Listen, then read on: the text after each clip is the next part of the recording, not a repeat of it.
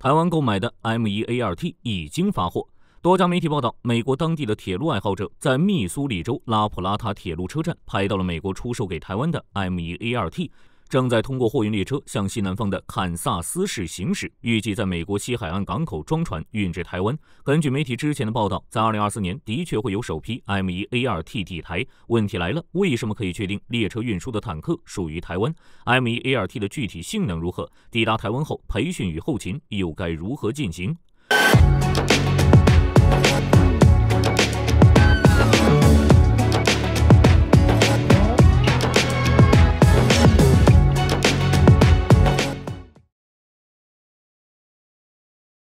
首先，我们先来了解第一个问题：为什么可以确定这批坦克是运往台湾的？原因其实很简单。第一点，涂装。这批坦克在运输时没有任何伪装遮蔽，并涂有崭新的3色迷彩涂装，与台湾现有坦克的丛林迷彩涂装一样。第二点，辅助冷却与电源系统。与其他型号的 M1 坦克相比， M1ART 最大的特点就是在炮塔后方配备了 ACPS 系统，该设备相当于一个冷气机，用于减低战车内部的温度。台湾的气候比较潮湿，士兵全副武装，长时间坐在车里会降低战力。为此，在选购配件时，特意为 M1ART 加装了 ACPS 系统。此外，在丛林或者隐蔽地点埋伏时， M1ART 可以做到停车熄火，依靠 ACPS 系统对目标进行瞄准与锁定，目的就是省油。配备 ACPS 系统的 M1 系列坦克只有科威特的 M1ARK 以及台湾的 M1ART， 只是科威特的 M1ARK 车体为沙漠迷彩，与本次曝光的坦克完全不同，所以真相只有一个，这批坦克就是美国提供给台湾的 M1ART。由于 M60A3 与 CM11 勇虎的服役时间过长，也没有进行过性能提升，火力和防护力方面大幅落后。台湾在2019年就向美国订购了 M1ART， 按照原来的计划，首批 M1ART 在2022年就要抵台，但由于各种原因 ，M1ART 延期。根据当前的消息，美国在2024年交付38辆 M1ART， 2025年交付42辆，2026年交付28辆。这次拍到的视频显示，货运列车上运载了12辆 M1ART， 大概是首批38辆 M1ART 中的一部分，年底就会抵达台湾。问题来了， M1ART 与美国自用的 M1A2C 有什么区别？其性能究竟如何？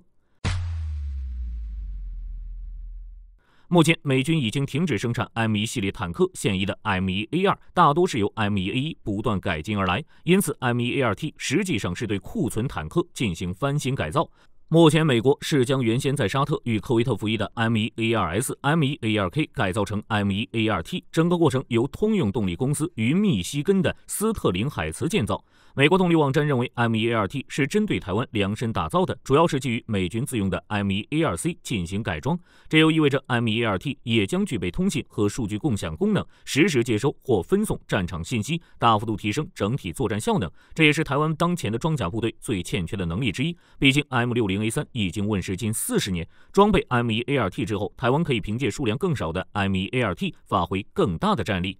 就目前的消息来看 ，M1ART 的火控战场管理系统没什么问题。根据台湾媒体的说法 ，M1ART 的炮塔和瞄准装备相当于美军自用的 M1A2B， 车载电子设备相当于援助乌克兰的 M1A1SA。其余大部分子系统与沙特阿拉伯的 M1A2S 类似，当然 M1ART 不是什么台版 M1A2C， 准确来说 M1ART 应该是 M1A2B 的改进版。至于具体性能，则要看弹药与装甲了。只是作为一款外销型坦克 ，M1ART 在火力与防御上比不过 M1A2C。在火力方面，由于台湾无法生产120毫米炮弹，所以在购买 M1ART 时也为其配备了弹药，分别是 KEW1、CA38 以及 CA64。KEW1 各位应该比较熟悉，德国120毫米 DM44 脱壳穿甲弹的美制版本，也是美国专门用于出口的弹药，性能只能说一般。KEW1 采用钨合金弹芯，是20世纪90年代的产品。由于研制年代较早，弹芯材料的自锐性能一般，在2000米的距离上仅能击穿570毫米的军制装甲。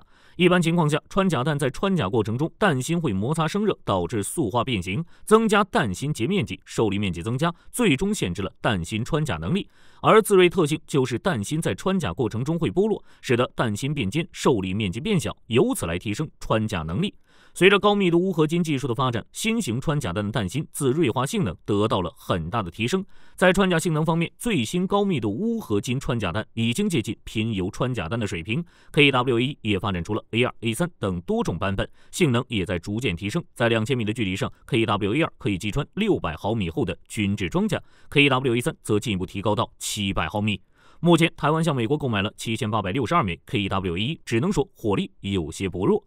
以 KWA1 的威力来看，在2000米的距离上，也就对付一下特72，无法击穿特80、特90这样的坦克。不过，美国在2019年对埃及出售 M1A2 坦克时，配套的是最新 KWA3，不排除之后台湾采购的可能。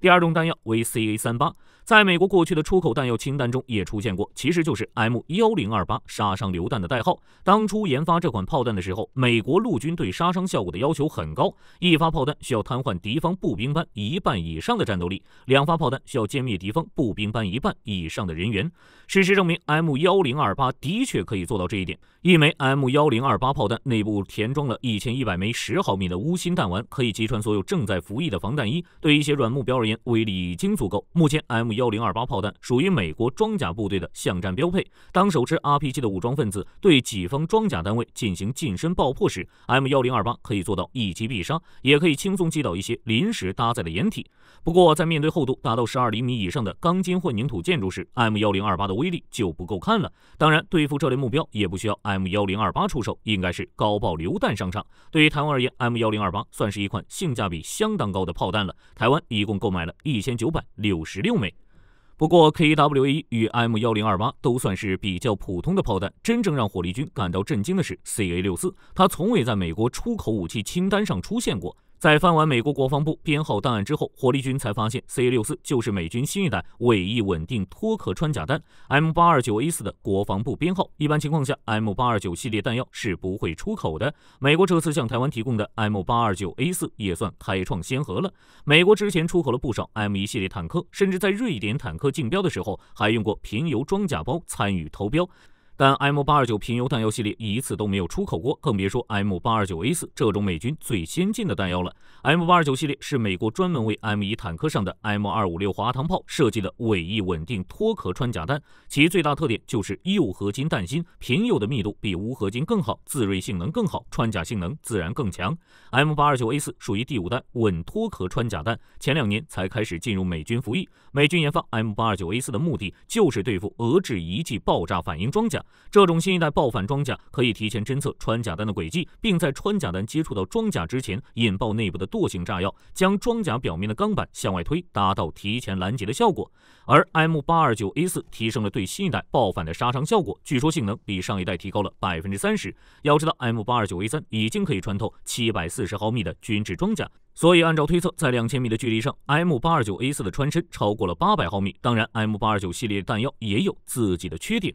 贫铀属于核废料，存在衰变期，在制成贫铀穿甲弹之后，保质期大约为20年，与钨合金穿甲弹相比，这个相对较低。不过这一点小缺点掩盖不住 M829A4 的性能。M1A2T 使用 M829A4 击穿特80不在话下，只是有一点需要注意，台湾获得的 M829A4 有点少，只有22枚，大概只是想实验一下。不过从另一个方面考虑， M829A4 都开始卖给台湾了，后期或许会增加数量。就当前的情况来看 ，M1A2T 在炮塔、火控、战场感知能力方面与美军自用的 M1A2C 类似，但炮弹完全不同。KWA1 与 M829系列的威力相差太大，而台湾获得的 M829A4 数量太少，无法形成战力。不过与台湾当前的 M60A3 相比 ，M1A2T 的火力已经有了很大的提升。此外，在火力方面 ，M1A2T 还有一个问题，没有自动装弹机，这点没办法，美军自用的 M1A2C 也没有，这就意味着台湾在使用 M1A2T 时需要使用人工将炮弹装入炮膛后才能发射。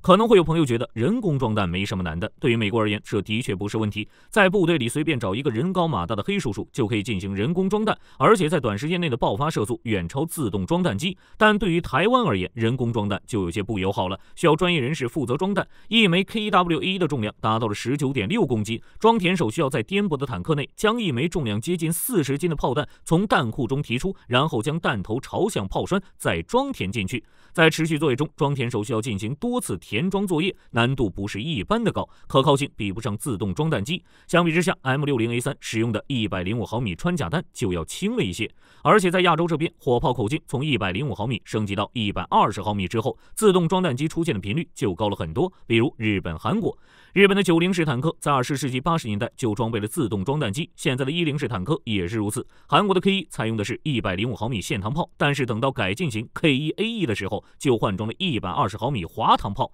感受到炮弹的沉重之后，到 K2 就加装了自动装弹机。日韩已经用实践证明，120毫米的坦克炮与自动装弹机更搭。在防御方面 ，M1A2T 相比美军自用的 M1A2C 也有一定的缺陷，而且以乌俄战场的经验来看 ，M1A2T 最终能起到什么作用还有待商榷。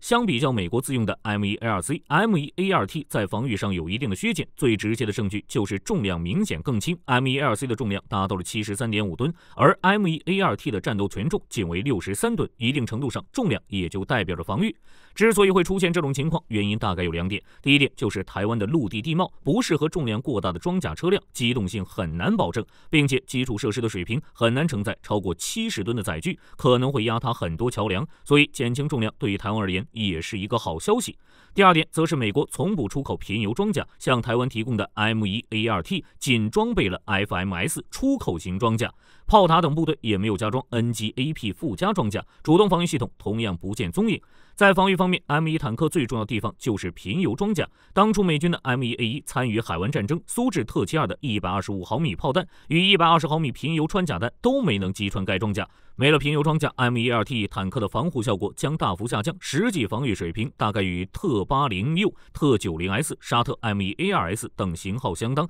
正面防穿约为600毫米。当然 ，M1A2T 只是比 M1A2C 逊色，与台湾现有的 M60A3 相比，防护能力已经大幅度提升了。只是就当前的战争环境而言 ，M1A2T 能起到什么作用还不好说。乌俄战场的经验证明，无论是俄式坦克还是北约坦克，在现代战争中都面临生存能力太低的问题。M1A2T 到底有多大的用处，在岛内也有不少质疑的声音。按照一些媒体的说法，如果将 M1A2T 用于传统地面战争，在面对武直、战机等空中威胁时，需要依靠野战防空为前线部队提供掩护，而台湾的野战防空向来都是短板。如果将 M1A2T 用于城镇防御或者其他狭窄地形作战，很容易遭到反坦克导弹等单兵武器的攻击，这点在乌俄战争中也能看出来。当然，台湾可以为 M1A2T 加装适用的巷战套件，只是难度有些大而已。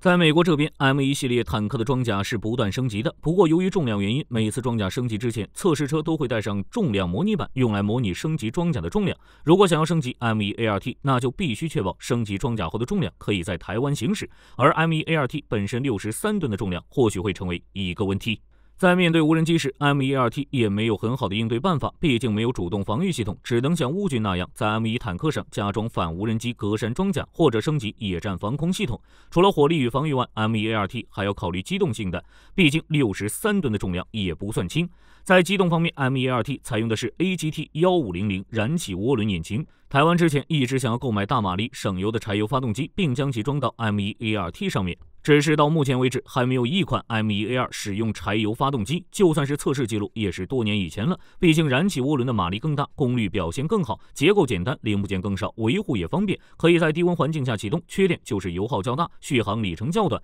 而且在 M1 问世的年代，柴油发动机无法达到大马力。如果台湾执意选择柴油发动机，那必须要再花一笔钱对其进行测试研发。为了省油花钱，有些得不偿失，所以最终还是选择了妥协。M1A2T 重63吨，配备1500马力的燃气涡轮发动机，机动性比美军自用的 M1A2C 更好。而且台湾在采购 M1A2T 之前，就针对桥梁和道路进行了测试和评估，承受力是没问题的。只是因为 M1A2 的宽度、重量问题，在进行转移时无法采用传统板车进行运输。于是，在购买 M1A2T 时，台湾还采购了16辆 M1070A1 重型装备运输车。16辆 M1000 重型半挂运载平板车以及14辆 M88A2 装甲救援车。总的来说 ，M1A2T 算是一款火控、动力先进、防护与火力较为普通的3代坦克，并不算很差，但也谈不上地表最强。按照计划，首批 M1A2T 将会在12月抵达台湾，只是也仅仅是抵达而已，麻烦的还在后面，比如培训与后勤维护。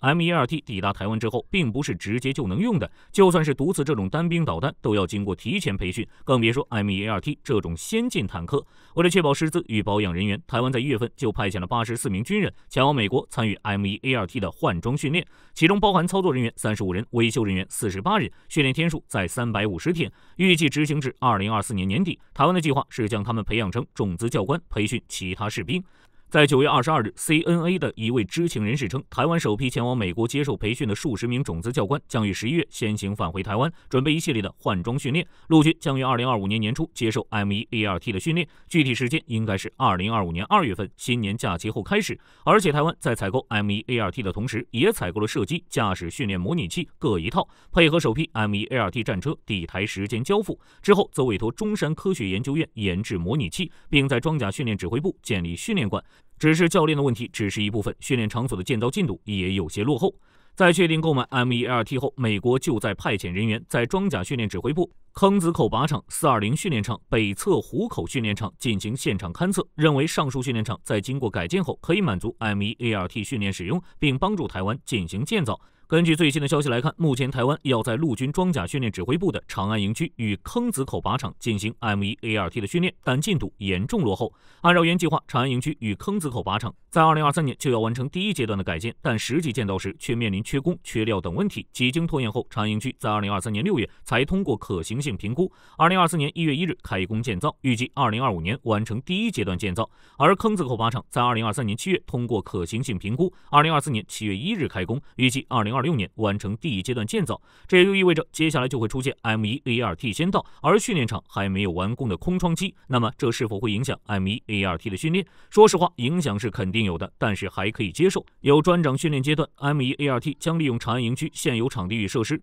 组合训练阶段将转移10北侧中心，在此期间则继续进行长安营区的修建。等来到战车驾驶训练部分，则回归长安营区进行基本驾驶、高级驾驶以及战斗驾驶课程。射击训练则来到坑子口靶场，因此靶场的建造工作并未完成，所以将以部分开放的形式，确保施工与训练同时进行。也正因如此，射击训练从分批分量改为集中训练，靶场开放一个射击台、一个目标区供部队使用，并定期召开施工协调会，预计每月停工6天，把训练影响缩减至最小。M1A2T 的射击训练科目除了瞬间停止射击之外，也增加了行进间射击。坑子口靶场将在射击目标区1600米处新建固定靶台，并设置4座自动升降靶机；1800米射击目标区则新建活动靶台与4座自动升降靶机。除了训练之外 ，M1A2T 的维护也是一个问题。该坦克与台湾现有的 M60A3 完全不同，2级、3级保修厂均不符合要求。这也就意味着引进 M1A2T 之后，台湾还需要新建一条后勤维护与保养系统，或者针对现有的保修厂、道路、油库进行修正，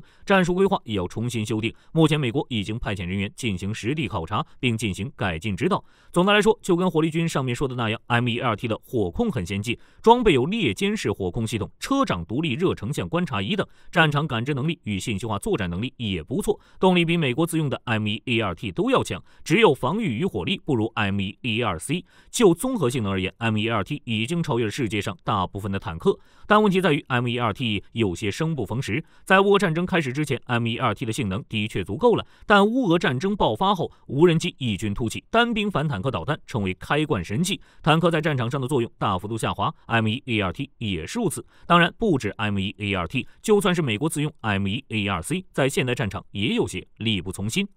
好了，这期视频到这儿就结束了。各位认为 M1A2T 这次可以准时抵达吗？可以在视频下方留言，大家一起讨论。我是火力军，下期见。